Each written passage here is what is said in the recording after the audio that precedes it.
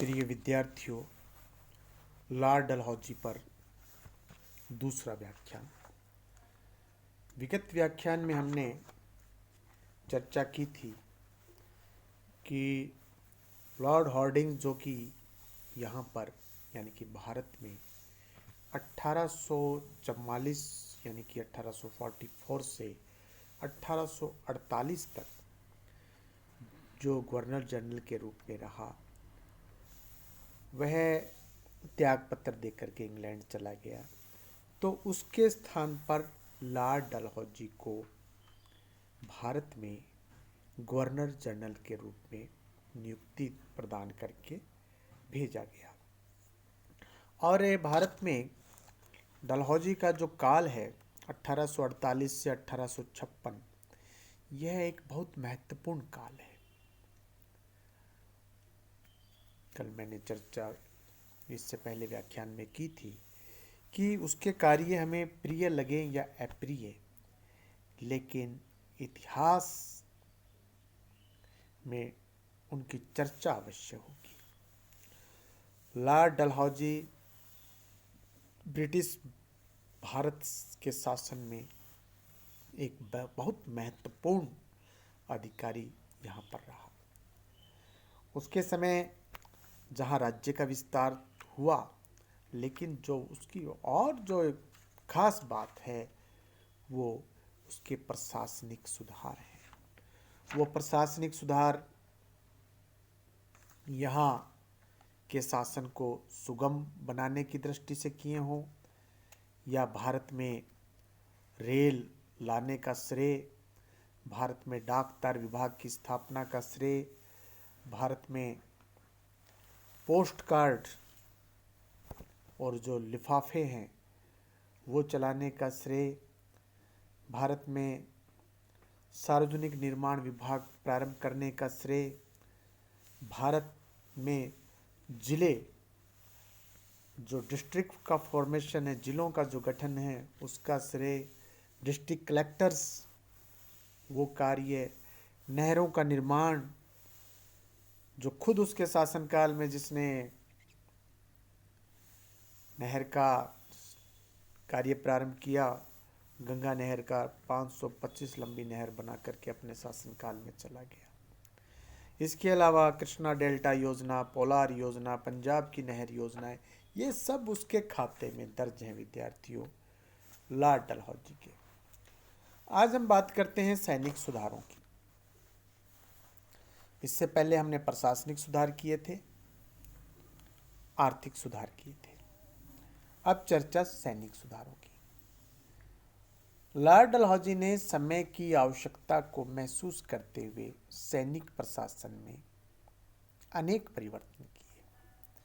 पहला, बंगाल के तोप खाने का केंद्र कलकत्ता से हटाकर,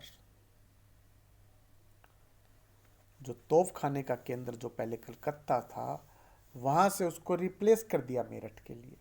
कलकत्ता से हटाकर मेरठ स्थापित कर दिया। दूसरा, शिमला को सेना का स्थायी केंद्र बनाकर वहां सेना का प्रधान कार्यालय भी स्थापित किया। आप जानते हैं एक डलहौजी एक नगर है, वो भी उसने बसाया था। सैनिक सुधार में क्योंकि शिमला की बात आई है इसलिए बता रहा हूँ कि वहीं शिमला के पास पहाड़ों में उसने एक बड़ी सुंदर जगह पे एक बस्ती उसने बनाई थी। तीसरा, डलहौजी भारत का आधुनिकीकरण करने के साथ साथ ब्रिटिश साम्राज्य का विस्तार भी करना चाहता था। उसका देखिए पहला उद्देश्य तो ब्रिटिश साम्राज्य का विस्तार ही था।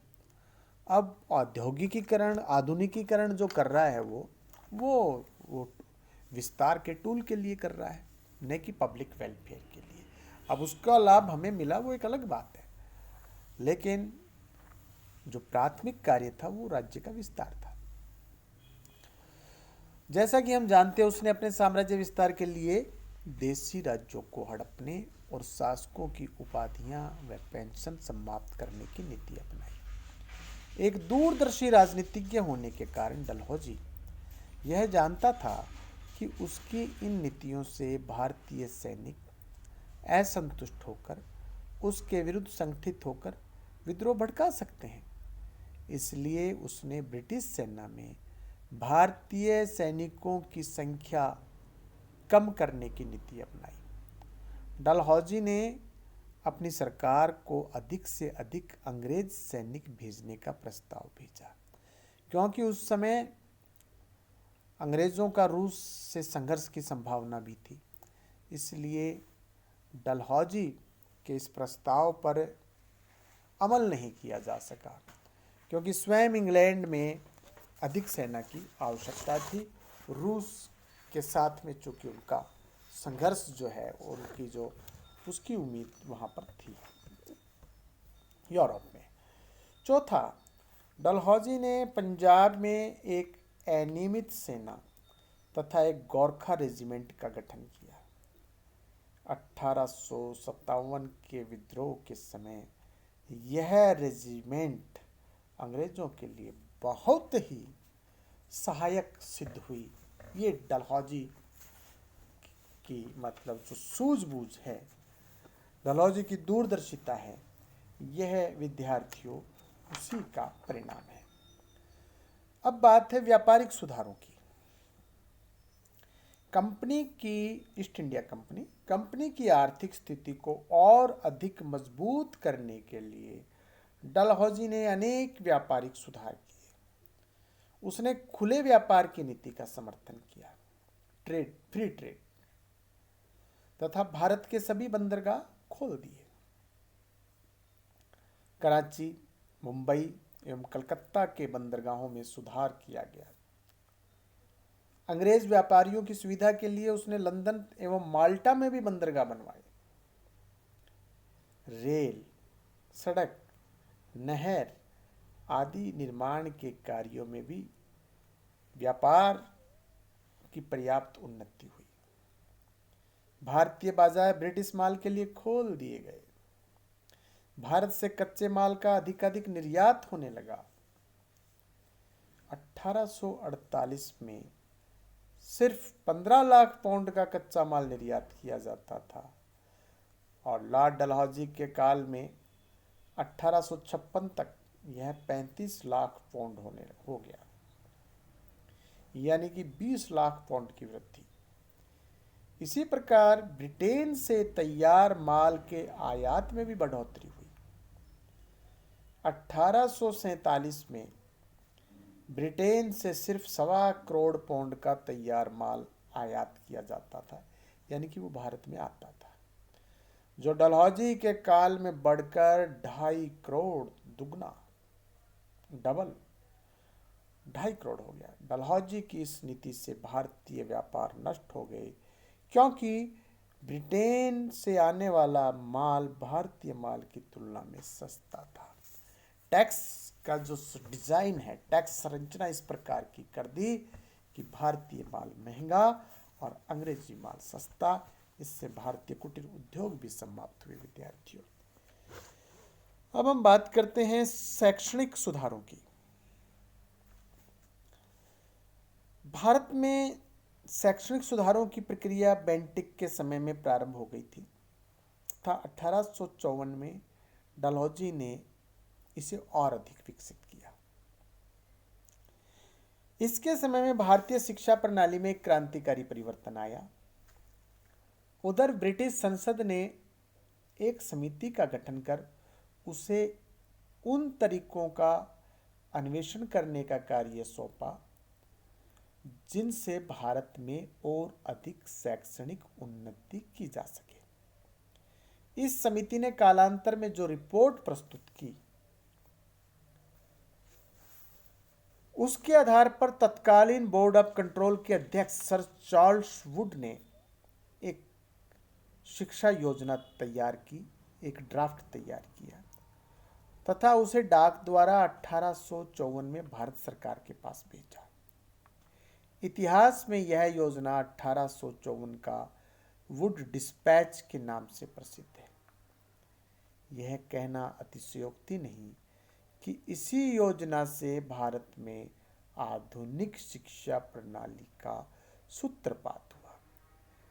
जो चार्ल्स का 1854 का जो चार्ल्स वुड डिस्पैच है, उसके प्रमुख प्रावधानों की बात करें तो पहला प्रावधान था, भारत के शैक्षणिक हितों का ध्यान रखने का दायित्व अब ब्रिटिश सरकार का होगा, यानी अंग्रेजों ने यह दायित्व अपने ऊपर ले लिया। दूसरा, ब्रिटिश सरकार द्वारा प्रारंभ शिक्षा नीति एवं शिक्षा प्रणाली का लक्ष्य भारतीयों को यूरोपीय कला, विज्ञान एवं दर्शन से अवगत कराना होगा, जिससे कि कंपनी को उसके अधीन कार्य करने वाले विश्वास पात्र व्यक्ति प्राप्त हो सके।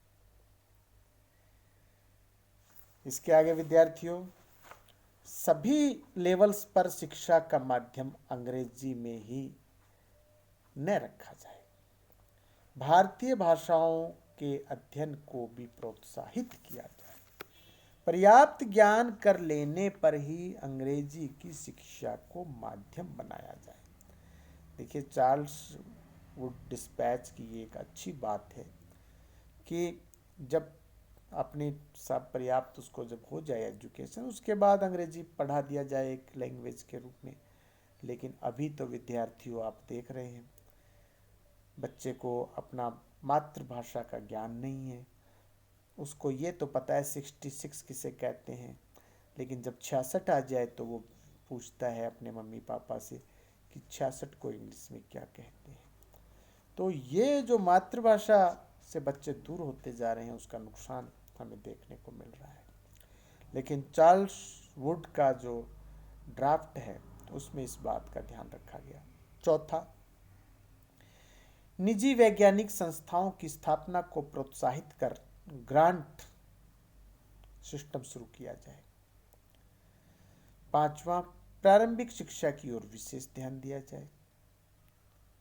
इसके अतिरिक्त योग्य छात्रों की सहायता के लिए छात्रवृत्ति देने की, स्कॉलरशिप देने की विस्तृत योजना बनाई जाए। नेक्स्ट, छात्रों को कानून, आयुर्विज्ञान, कृषि तथा शिक्षण पद्धति की शिक्षा देने के लिए व्यावसायिक संस्थाएं, प्रोफेशनल इंस्टीट्यूट स्थापित किए जाएं। नेक्स्ट, स्त्री शिक्षा को प्रोत्साहन करने के लिए बच्चियों को विशेष सुविधा दी जाए। Very good.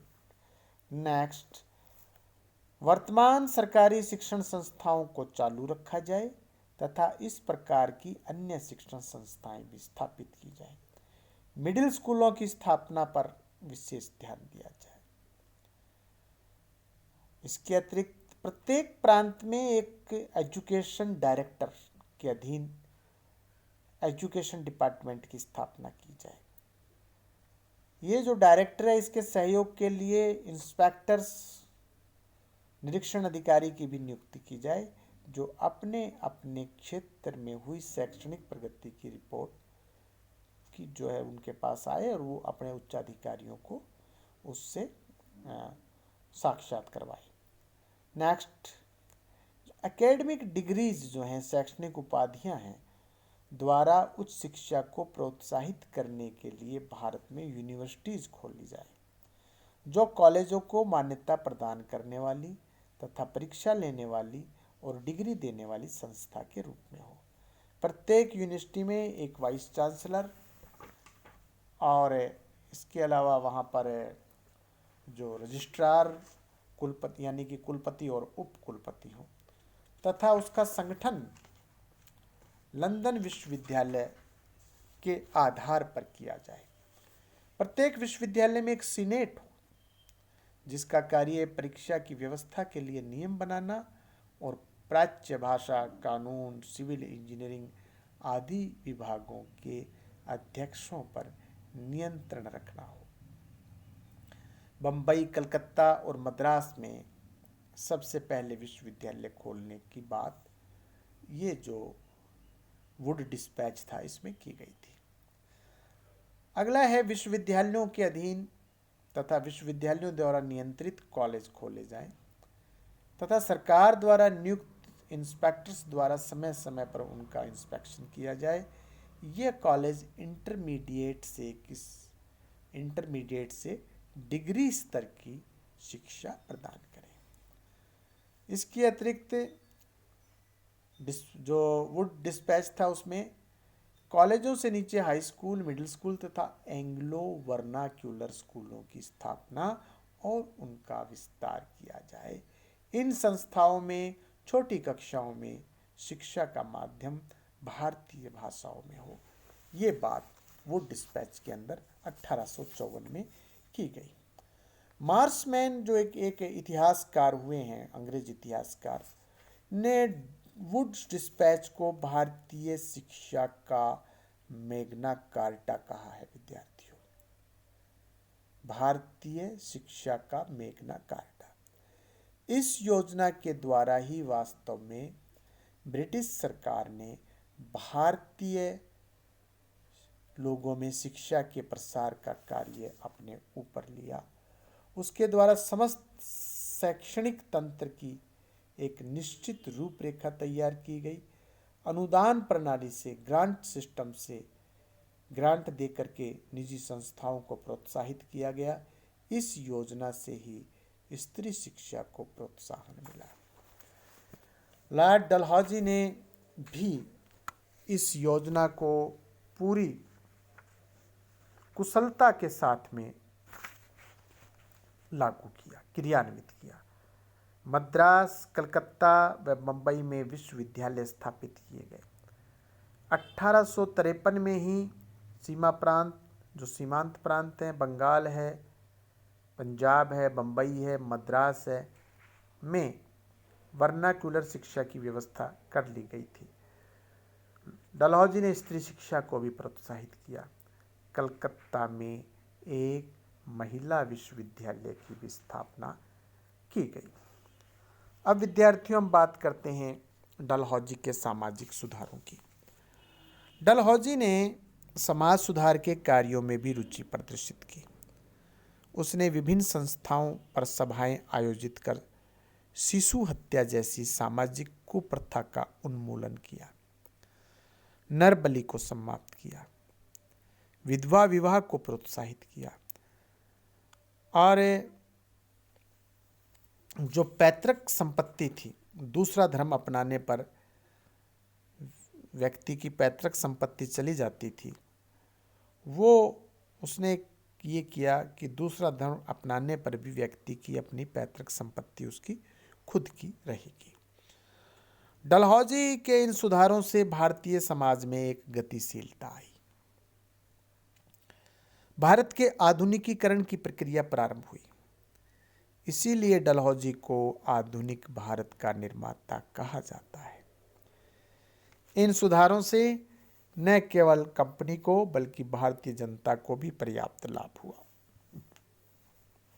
इतिहासकार रिचर्ड टेम्पिल ने डलहौजी की प्रशंसा करते हुए लिखा है कि एक साम्राज्यवादी शासक प्रबंधक की दृष्टि से भारत का शासन करने के लिए भेजे गए महान व्यक्तियों में से कोई भी डलहौजी से श्रेष्ठ नहीं था और कठिनाई से ही उसकी समानता में कोई आ पाता है। इसी प्रकार पी.ई. रॉबर्ट्स लिखता है, उसने लॉर्ड वेलेस्ली के पश्चात यानी कि डलहौजी ने भारत के भाग्य को अपने व्यक्तित्व से सबसे अधिक प्रभावित किया।